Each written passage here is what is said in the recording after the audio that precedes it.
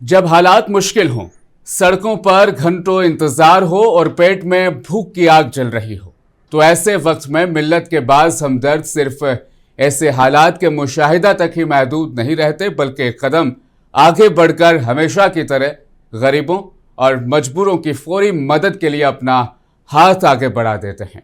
हम बात कर रहे हैं रेड रोज चैरिटेबल ट्रस्ट के चेयरमैन और ट्रस्टी सैयद हमीदुद्दीन साहब की, जिनकी क़यादत में ऑटो ड्राइवरों को ताज़ा खाना फराहम किया गया, जो जारी गैस बहरान के बायस सख्त मुश्किलात का शिकार हैं।